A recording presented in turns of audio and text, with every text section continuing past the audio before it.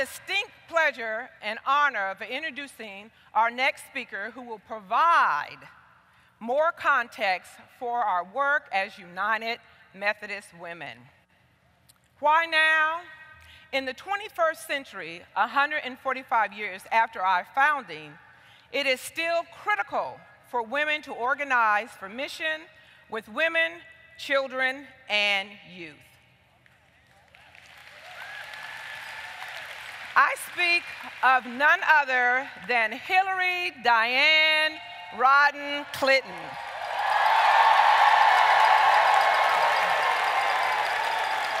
Ms. Clinton is a former United States Secretary of State, U.S. Senator, First Lady of the United States, and a relentless advocate for women, children, and youth.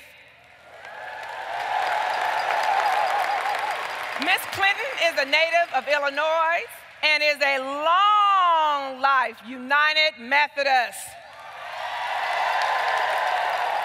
Attending First Methodist Church of Park Ridge, Illinois as a teen, First United Methodist Church of Little Rock, Arkansas as a newly married adult, and Foundry United Methodist Church in Washington, D.C., during her years as First Lady of the United States. She is currently a member of the New York area Metropolitan United Methodist Church. She earned her JD from Yale Law School in 1973 and worked as a congressional legal counsel before moving to Arkansas and marrying Bill Clinton in 1975. In her new home state, she co-founded the Arkansas Advocates for Children and Family, became the first female chair of the Legal Service Corporation, and as the First Lady of Arkansas, led a task force that reformed Arkansas' education system.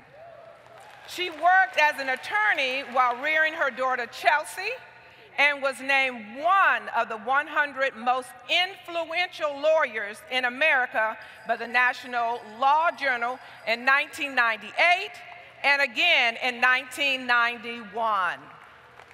As First Lady of the United States, she was a tireless advocate for health care for all and pushed for the creation of the State Children's Health Insurance Program, the Adoption of Safe Families Act, and the Foster Care Independence Act. In 1995, at the United Nations Fourth World Conference on Women in Beijing, China, she reminded us that women's rights are human rights. During her tenure, a new position was created at the U.S. Department of State, U.S. Ambassador at Large for Global Women's Issues. Throughout her career, Ms. Clinton has championed the empowerment of women and the needs of children and youth everywhere. When Ms. Clinton accepted our invitation to speak before us today, she declined our standard honorarium and covered her own expenses. It gives me great pleasure to present to you the daughter of the United Methodist Church and United Methodist Women, former Secretary of State, Hillary Diane Rodham Clinton.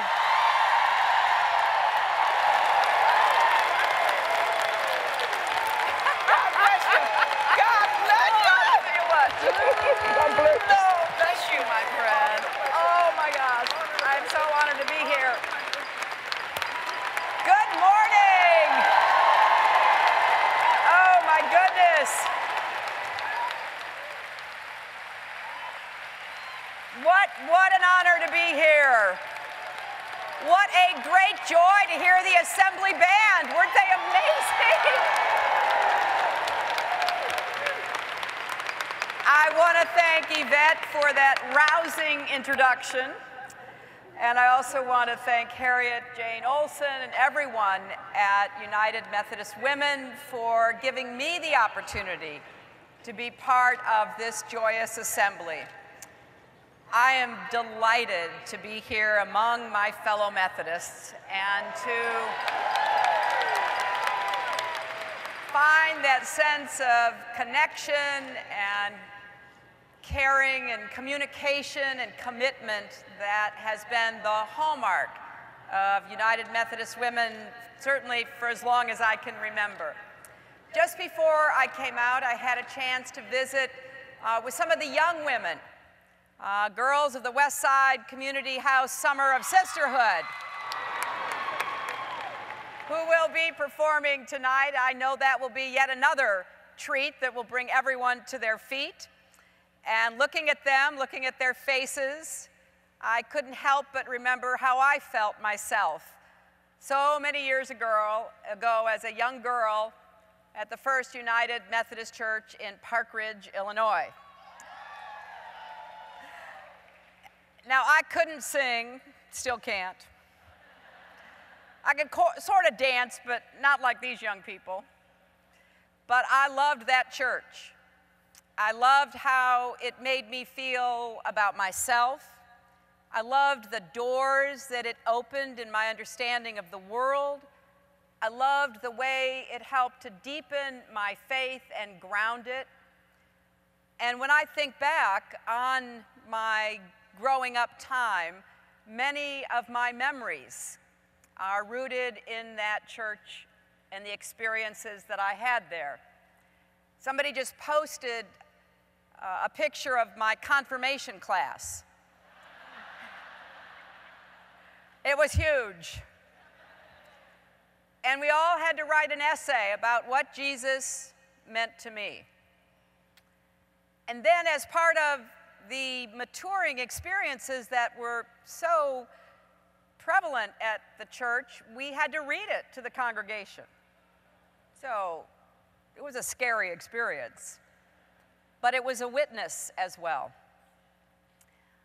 I well remember my father praying by his bed every night. That made a very big impression on me because my father had been a football player, he'd been a chief petty officer during World War II in the Navy. He was a rough, gruff kind of man, self-made, independent, small businessman, and there he was, humble on his knees before God every single night. My mother taught Sunday school at our church. Mostly, I think, because she wanted to make sure my brothers actually showed up for Sunday school. But she was really the rock for our family. We went to summer Bible school, we went to church activities on Wednesday nights, we went to youth fellowship on Sunday nights. I was even in the altar guild, cleaning and preparing the altar before services. I loved doing that. It made me, as a very young girl, feel like I was really part of the big church service. So my parents were both people of faith, but they expressed it in very different ways. And growing up, I sometimes struggled to reconcile my father's insistence on self-reliance and independence and my mother's concerns about social justice and compassion. When I was 13, going on 14, we got a new youth minister at our church. His name was Don Jones. He had just gotten out of seminary, which he attended after being in the Navy, and this was his first church. And he went full speed ahead to help us understand, question, search for the role we wanted faith to play in our lives. He was the first person that I'd ever met who taught me and my other young compatriots to embrace the idea of faith in action that is so central to our United Methodist Creed and to the work of the United Methodist Women. he also went out of his way to open our eyes to injustice in the wider world beyond what was a sheltered, middle-class, all-white community. Now, he gave me lots of books to read, and then he would ask me about them. Some of them were frankly over my head, but I appreciated the chance to think about new ideas and to, have a back and forth discussion with him. He expanded what we did in our youth group. He took us to visit inner city churches in Chicago, primarily Black and Hispanic churches. And he would create these relationships between our church youth group and the youth groups of these inner city downtown churches.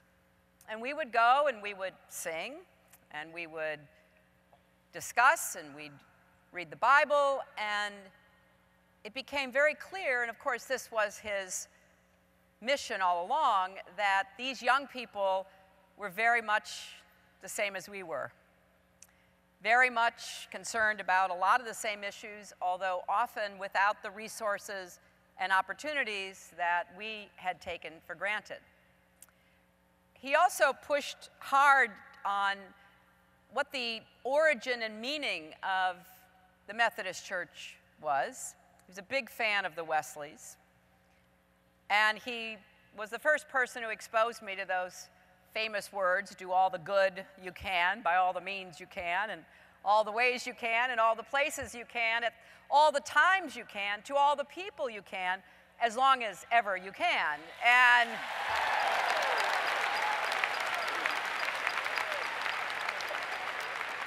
just saying it is exhausting, isn't it? But I always cherished the Methodist Church because it gave us the great gift of personal salvation, but the great obligation of social gospel. And for me, having hope, faith, and love in action was exactly what we were called to do.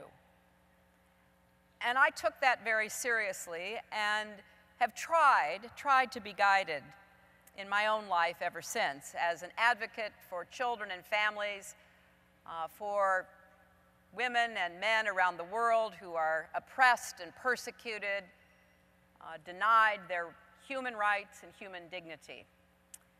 So it's really like a homecoming to be here with all of you from across our country and around the world to celebrate the great web of compassion and connection that ties all Methodists together, to honor the good you are doing in your communities and that is being done through you around the world, to recommit ourselves to living the gospel and putting our faith into action.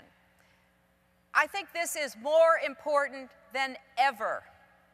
We are living in a time when too many people feel disconnected, when too many of our neighbors are struggling to find their footing and follow their own dreams.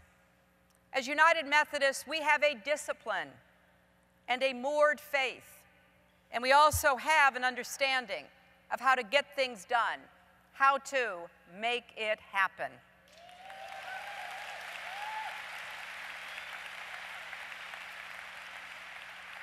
That is such a fitting theme for this year's assembly, because it is, after all, what women do every day.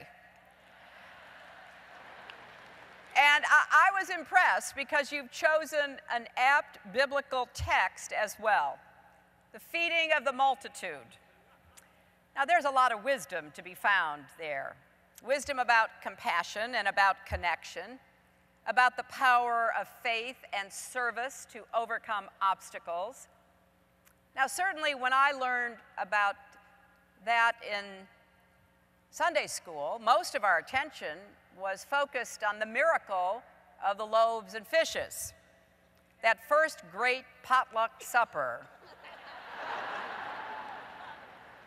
But I've always been taken with what happened before that.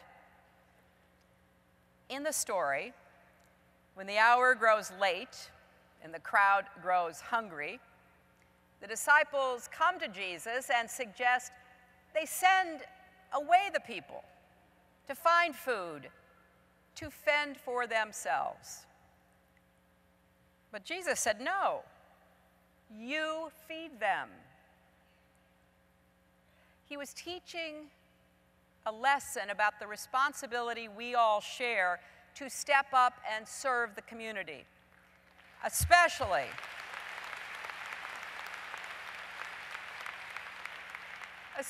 to help those with the greatest need and the fewest resources. It is a lesson that has motivated the social justice mission of our church from the very beginning. And it has inspired the historic commitment to service of Methodist women in particular. Think of that handful of determined and faithful women in Boston who came together in 1869 to form the United Methodist Women.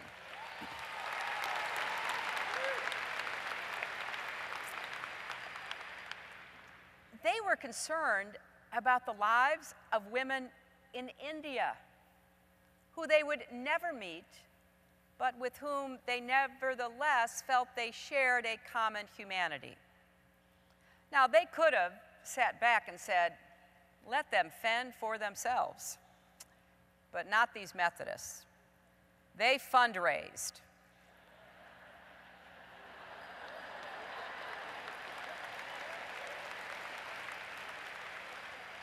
And then they sent over a doctor and a teacher, both of whom were women. And that was just the beginning. Now, in those days, Methodist women could not be ordained or preach in the church, so their faith found expression in service beyond the pews, which in a way, when you think about it, brought them closer to the Wesleyan vision. They rolled up their sleeves and they went to work in hospitals, schools, and slums in America and around the world. They embodied that old saying, often attributed to St. Francis of Assisi, preach the gospel always, and if necessary, use words.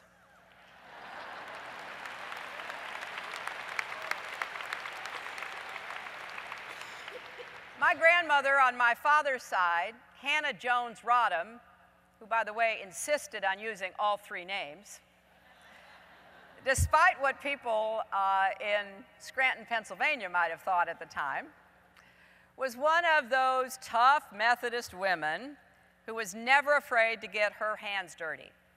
She traced her Methodism back to the Wesley brothers themselves, who converted her great-grandparents in the small coal mining villages of southern Wales. She immigrated with her family as a young girl to Scranton and went to work, very young, in a silk mill. Then she met and married my grandfather, who'd also come to this country as a young man from the coal mining area in Newcastle in England. And he'd been laboring in the nearby lace factory since he was 13. They worked hard, they kept the faith, they lifted themselves up into the middle class, they bought property, and my grandmother Hannah managed the tenants and collected the rents. I have vivid memories of her final years when she was going blind, still braiding my hair in the morning, still reciting old hymns and giving me the direction for what I was to do that day. Now, the world changed so much during her lifetime, but it's also changed during ours. From the industrial age hardship to post-war affluence, where women won the right to vote, eventually to be ordained in our church, there was progress on so many fronts, but one thing hasn't changed. United Methodist women, like Hannah Jones Rodham, still like to get their hands dirty. And for me, that's a great tribute to our church. Because even in this crowd today, there are women thinking about how to find ways to feed the multitude. Look at the amazing work that nearly 800,000 women are doing at home and around the world, from fighting to end the scourges of human trafficking and domestic violence to advocating for social, economic, and environmental justice. Every year, you raise more than $16 million for projects, scholarships, and programs on behalf of women, children, and youth.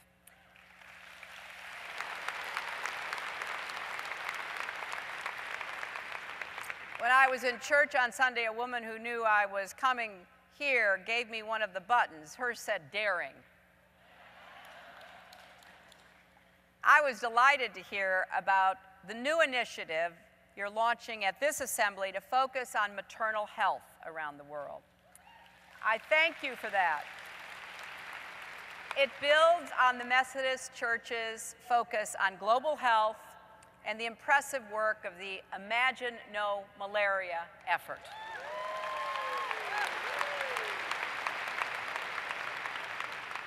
Maternal health was a priority of mine at the State Department. You know that an estimated 800 women die each day during pregnancy or childbirth, almost all in developing countries from preventable causes mostly. That's nearly 300,000 women every year. And it is largely preventable, and so we got together to form a new public-private partnership called Saving Mothers, Giving Life. It's focused on the 24-hour period of labor and delivery to make sure that women get the care they need in a timely manner. We've started pilot programs at a local level in Zambia and Uganda. We've helped hire skilled birth attendants to expand access to emergency care. And we've worked to improve delivery of life-saving medicines and transportation options for women needing care. Already in Uganda, the number of women delivering in healthcare facilities has increased by more than 60%.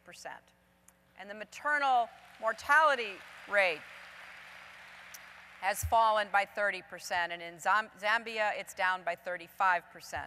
So I thank you for making this a priority and look forward to working with you on that and to helping to connect up other resources and groups that want to end preventable deaths for women. I know what a difference you'll make. You know, I've been privileged to travel as First Lady, as a Senator, as Secretary of State, and I have seen firsthand how much faith communities can do. Take the fight against human trafficking. That's been a personal commitment of mine since the late 1990s. Like they did in earlier eras to abolish slavery and end segregation, United Methodist Women have formed grassroots networks across our country to rescue survivors, to help them rebuild their lives, to raise awareness among public officials and citizens alike. And I think a lot has been accomplished, not just here at home, but everywhere. And there's been a great coordinated effort across our own government to try to bring together faith communities in this important work. I instructed the State Department in 2010 to report on trafficking in America the same way we report on trafficking in other countries.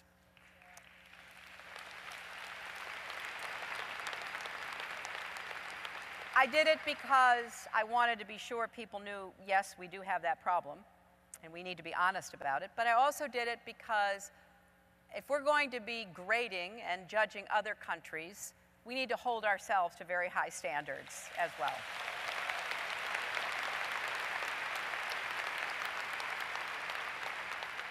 And I'm delighted that there's a trend now in states to develop safe harbors, safe harbor laws that would treat children found in prostitution as victims in need of social services instead of delinquents in need of punishment. And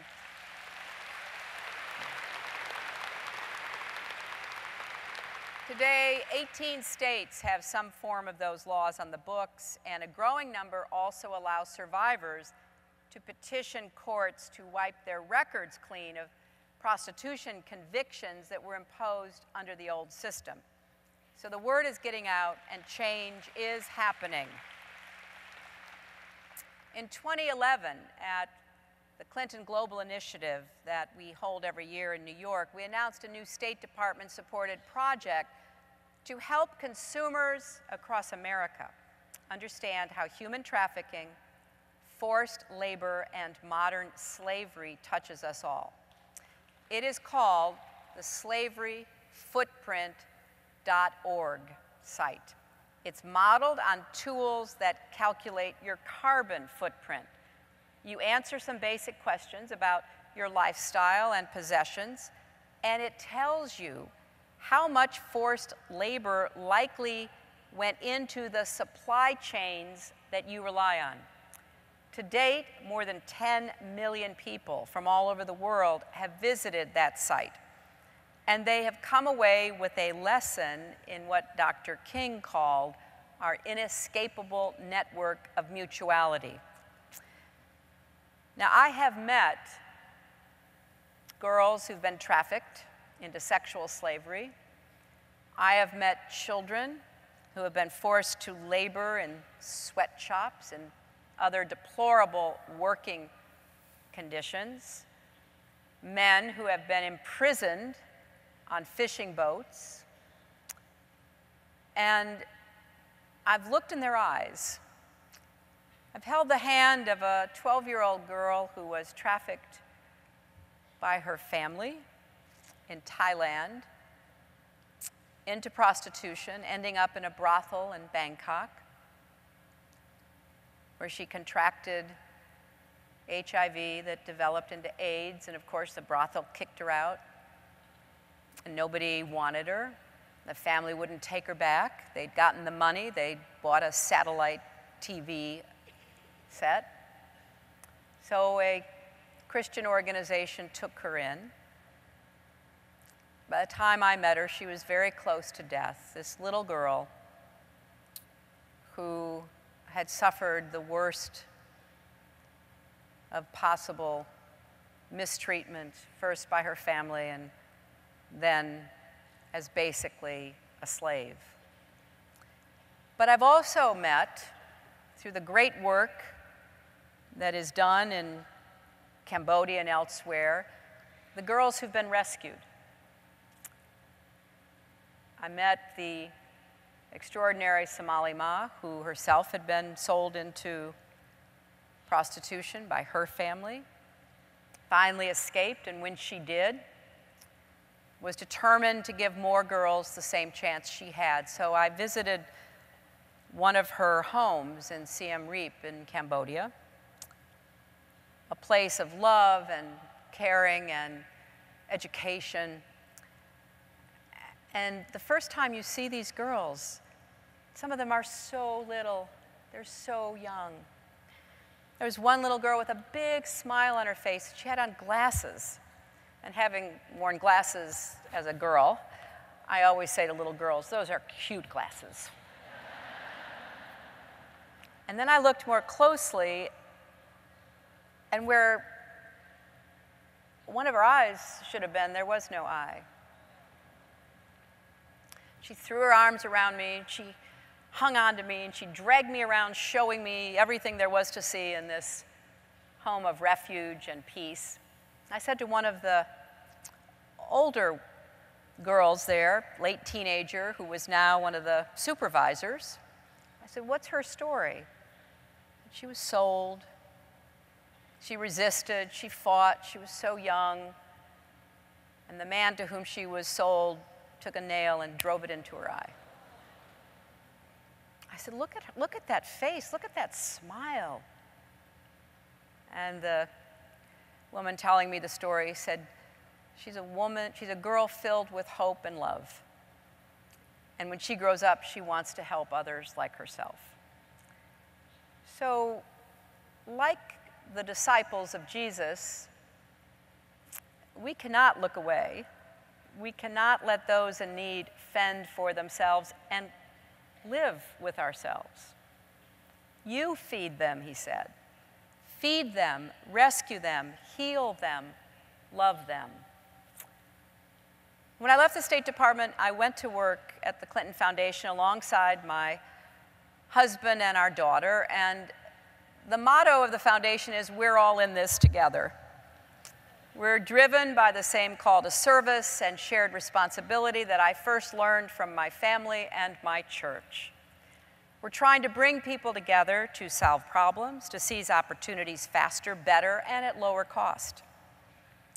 So we're helping women farmers in Malawi receive lower cost, higher quality seeds and fertilizer. We're helping American school children quit drinking sugary drinks and eating bad foods and lowering the calories and the potential health problems from their vending machines and their other experiences.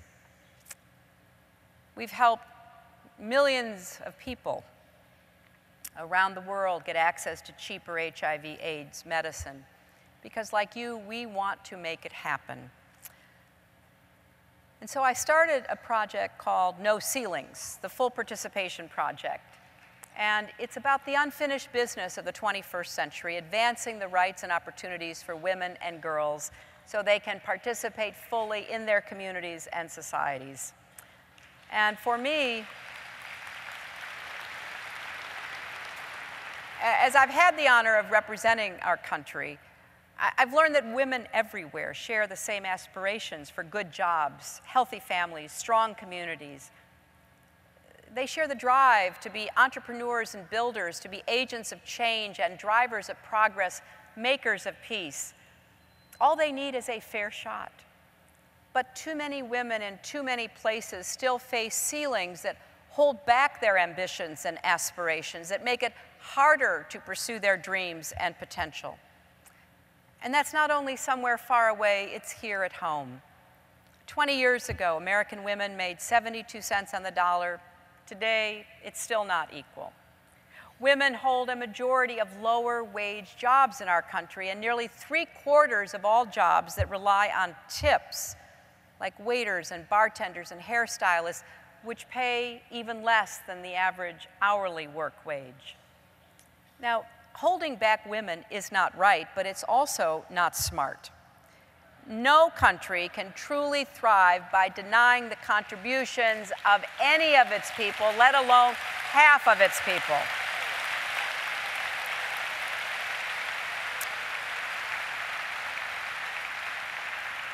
When I used to make this argument, going back to my speech in Beijing about human rights being women's rights and women's rights being human rights, it was a moral call to action. It was based on my very strong sense of what was right and what was wrong and what justice demanded.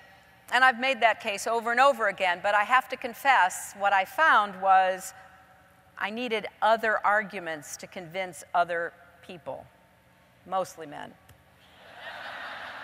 So when I would go in to meet with a president or a prime minister or a foreign minister or another official, I had to make a case that they would respond to.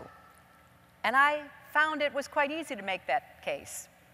Because when women are denied full participation, they're denied the opportunity to contribute fully to the economies of their country.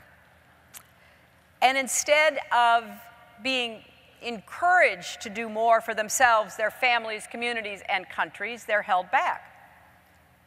But if we took a different approach, women can drive economic recovery and growth.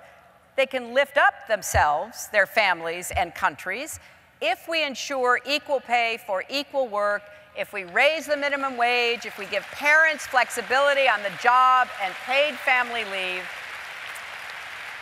if we invest in early childhood development, quality, affordable childcare, and STEM education and mentoring for young women who have the talents to be scientists and technologists and engineers and mathematicians, we can empower women and girls and unleash creative talents. There are no limits on how far we can go.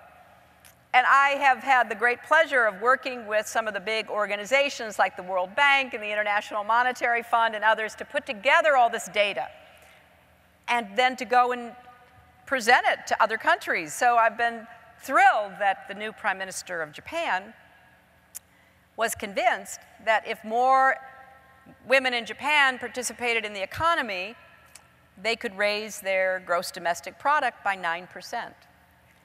And so now he talks about it. And he wrote me a letter saying, you know, this was very interesting, very important. And that's just one example. Because if we want to get serious about the inequality in our society, this is a good place to start. Think about this. Only about 1 in 10 workers earning the lowest wages, most of them women, have access to unpaid or paid family leave. I'm often asked at college campuses and elsewhere, what would I tell young women about balancing family and work, and how do you go about doing that? I say, well, the answer is quite different if you're well educated and you have a stable paycheck and you have a 2-parent family and you're supporting each other. It's very different than if you're a single mom trying to hold down a job and giving her kids the quality and the quantity time they need. It makes it very hard, and it deprives so many of our children of the chance to get the start in life that they deserve. I mean, the truth is there are too many women in our country today trying to build a life and a family that don't just face ceilings on their aspirations and opportunities. It's as if the floor is collapsing beneath them. And these are our sisters, our daughters, granddaughters. Some are hungry, not just for nutritious food, but for opportunity, for a chance to thrive, for their own piece of the American dream. And so I don't think we can sit back and wait for someone else to step forward and solve these problems. I think every one of us in those places near and close to home, in our own churches, our own work environments, we can roll up our sleeves and, like those indomitable United Methodist women before us, keep taking the social gospel out into the world. Even when our resources are meager, just 5 loaves and 2 fish. Even when the odds are long, a multitude to feed. Even when we are tired and all we want to do is go away by ourselves to a secluded place and rest a while. Even then, especially then, let's make it happen.